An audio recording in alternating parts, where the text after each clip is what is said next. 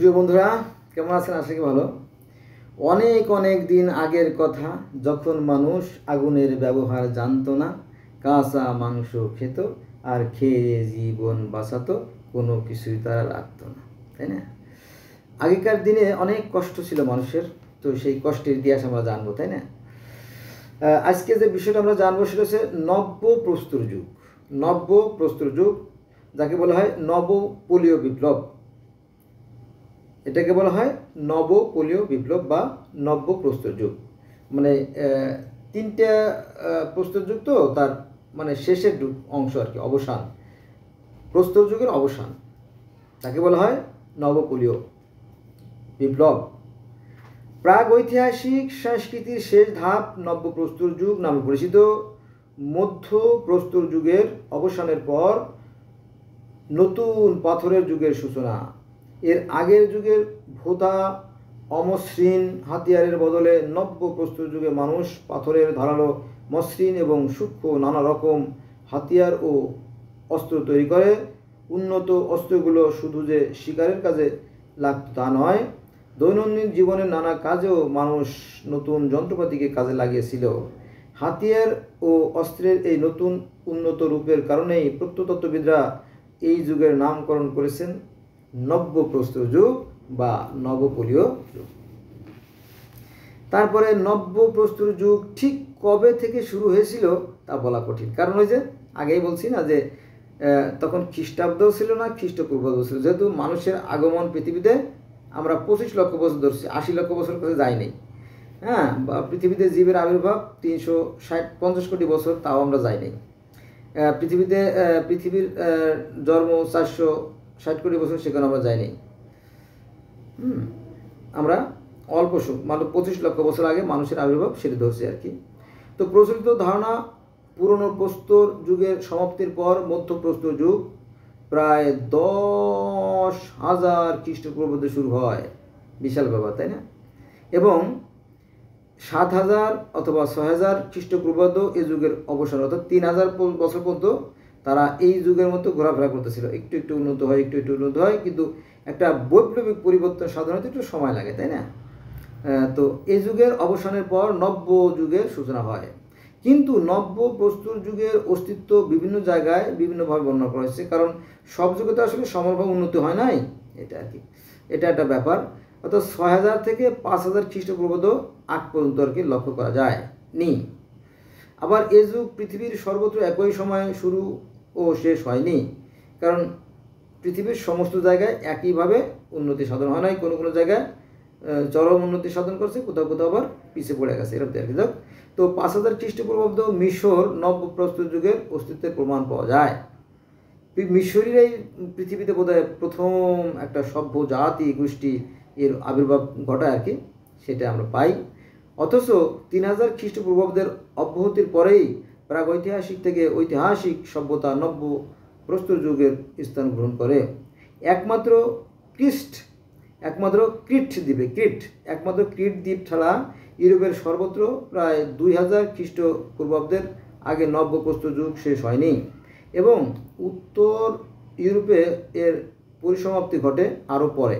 তবে বর্তমানে মোটামুটি গ্রহণযোগ্য মনে হয়। 1-2টি ব্যতিক্রম বাদে প্রায় 3,500 খ্রিস্টপূর্বাব্দে তাম্র যুগের সূচনায় নব্য প্রস্তর যুগের পরিসমাপ্তি ঘটে। একটা যুগ আর একটা যুগকে ঠেকে দিয়েছে, কিন্তু এই যে আধুনিক যুগে আসাটা বেশ কষ্টসাধ্য ছিল। হাজার হাজার মানুষের, তাই না, অক্লান্ত পরিশ্রমের ফসল আজকের আধুনিক যুগ। তো প্রায় 3,500 খ্রিস্টপূর্বাব্দে তাম্র যুগের সূচনা যখন হয়, ভালো করে খেয়াল রাখবেন যে আজকে 2025 সাল, আজ থেকে প্রায় 3,500 বছর আগে তাম্র যুগের সূচনা হয়। তখন মানুষের একটা বৈপ্লবিক পরিবর্তন আসে, মানুষের জীবনে স্বস্তি আসে। সভ্যতা ও সাংস্কৃতিক দিক থেকে নব্য প্রস্তর যুগ অনেক দিক থেকে গুরুত্বপূর্ণ। এ সময় মানুষের সামাজিক, রাজনৈতিক, ধর্মীয় সহ সব ক্ষেত্রে ব্যাপক পরিবর্তনের সূচনা হয়। এজন্যই প্রখ্যাত প্রত্নতত্ত্ববিদ ভি গর্ডন চাইল্ড নব্য প্রস্তর যুগকে নবপোলীয় বিপ্লব হিসেবে অভিহিত করেছেন।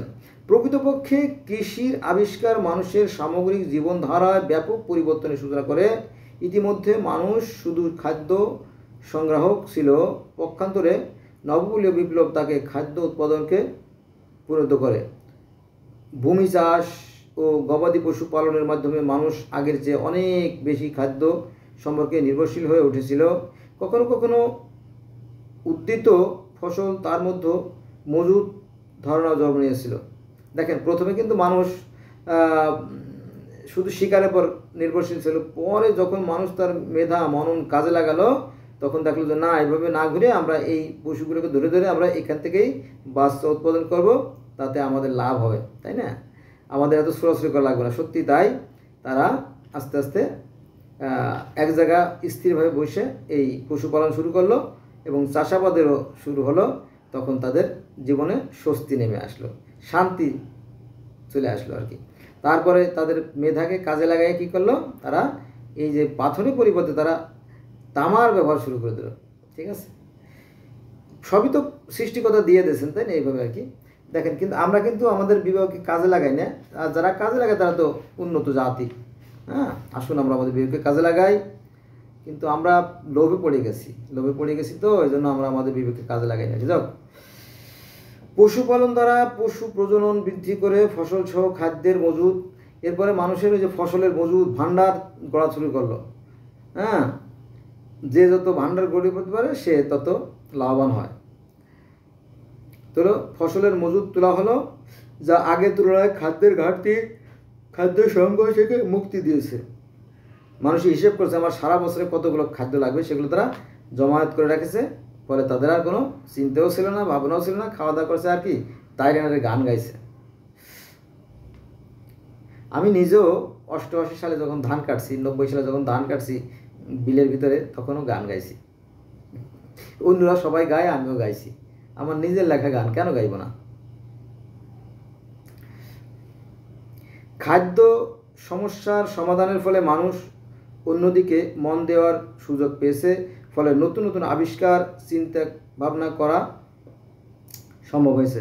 কারণ ওই যে মানুষের তো খাদ্যের চাহিদা মিটে গেল, তাই না? No tension.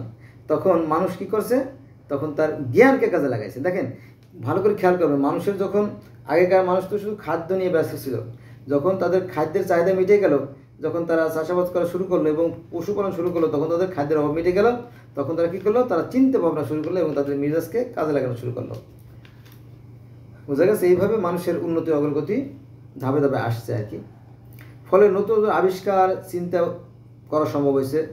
যেমন তুলা চাষ, তা থেকে কাপড় তৈরি, চাকা তৈরি, বিভিন্ন যন্ত্র তৈরি, আগুনের বহুমুখী ব্যবহার শিখা, এর ফলে অস্থায়ী যাযাবর জীবন ত্যাগ করে স্থায়ীভাবে বসতি স্থাপন করা, তারপরে ঘর বাড়ি নির্মাণ, যাতায়াত সুবিধার জন্য যানবাহন তৈরি, সময়ের আরও একটি অগ্রগতি আর কি। সামগ্রিক এই পরিবেশে জনসংখ্যা বৃদ্ধি তেমন সম্ভব, তেমনি মানুষের ভাবের আদান প্রদানও, ভাষা, মনের খোরাক মেটাতে শিল্পকলা, সুষ্ঠু অর্থনীতি পরিচালনার জন্য ব্যবসা ও বিনিময় প্রথা চালু করে। সবাই তো আর সব ফসল ফলায় না, তো তখন তো ফসলের বিনিময় ছিল, তাই না? আমি তোকে একটা গরু দেবো, তুই আমারে 10 মণ ধান দিস, আচ্ছা ঠিক আছে দিও, তাই না? আবার একজন সবজি তৈরি করে, আমি তুমি আমারে তোমার আমি সারা বছর গরু দেবো, সারা বছর তোমার 6টা গরু দেবো, আর তুমি সারা বছর আমাকে সবজি দেবো, আচ্ছা ঠিক আছে।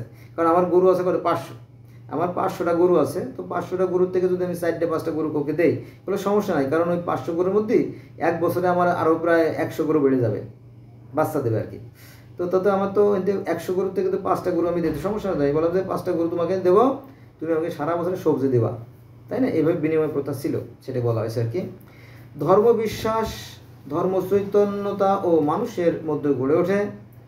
মানুষ ভাবতে শেখে যে এই যে প্রতিদিন সূর্য ওঠে, এই যে চন্দ্র ওঠে, আবার চলে যায়, হ্যাঁ, দিন আসে, সকাল হয়, সন্ধ্যা হয়, এর পিছনে একটা কারণ আছে, নিশ্চয়ই একটা কারণ আছে। তাকে সবাই সৃষ্টিকর্তা হিসেবে জানতো এবং মানতো। তবে এক একটা অঞ্চলে তাদের আবিষ্কৃত যে ভাষা, সেই ভাষায় তারা তাদের সৃষ্টিকর্তাকে ডাকতো, এই একটা বিষয়টা। এগুলো আমরা হয়তো পেয়ে যাবো সামনে গেলে। চলেন শুরু করি। এভাবে যাযাবর মানুষ নবপলীয় বিপ্লবের বিপ্লবের পৌঁছায়, সামাজিক জীবনযাপনের অভ্যস্ত হয়, গড়ে তোলে গ্রাম, ছোট ছোট জোট বা ক্লান, সংঘ বা ট্রাইব, সর্বোপরি রাষ্ট্র। দেখেন, প্রথমে মানুষ ছিল যাযাবর, যাযাবর থেকে তারা তখন আপনার পশুপালন শুরু করলো, কৃষিকাজ শুরু করলো, তখন তারা স্থায়ীভাবে বসবাস করলো। স্থায়ীভাবে যখন বসবাস শুরু করলো তখন তারা তাদের জ্ঞানকে কাজে লাগায় আবার উন্নতি অগ্রগতি শুরু করলো। যখন উন্নতি অগ্রগতি শুরু করলো তখন আবার কি তৈরি হলো, গ্রাম তৈরি হলো, পাড়া তৈরি হলো, তারপরে রাষ্ট্র তৈরি হলো, তাই না, সমাজপতি, দলপতি, গোত্রপতি, আস্তে আস্তে এভাবে আধুনিক এই আসছে। এভাবে নব্যপ্রস্তর যুগের উদ্ভাবন শাসিতে মানুষকে সভ্যতার দ্বার প্রান্তে পৌঁছে, এভাবে মানুষ ধাপে ধাপে ধাপে ধাপে ধাপে ধাপে উন্নতি চরম শিখরে এখন আহরণ করছে। গরিবের ছেলে দিনরাত খাটাপিটা করে, পয়সার অভাব, লেখাপড়া করতে পারে নাই। আবার যাদের অর্থবিত্ত আছে, বৈভব আছে, তারা তাদের ছেলেদেরকে লেখাপড়া শুধু শেষ করে না, উচ্চতর ডিগ্রির জন্য কি করে, বিদেশেও পাঠায়। আছে না, এটা এখনো চলছে সেই ব্যবস্থা। সামনে হয়তো আরও উন্নতি অগ্রগতি আমাদের হবে। আগেকার দিনে মানুষ ওই যে আপনার করতো না, জাহাজে হজ করতে যেত, পায়ে হেঁটে হজ করতে। এখন কি আর পায়ে হেঁটে যায়? না, পায়ে হেঁটে যায় না, আর গেলেও তার খবর থাকে না।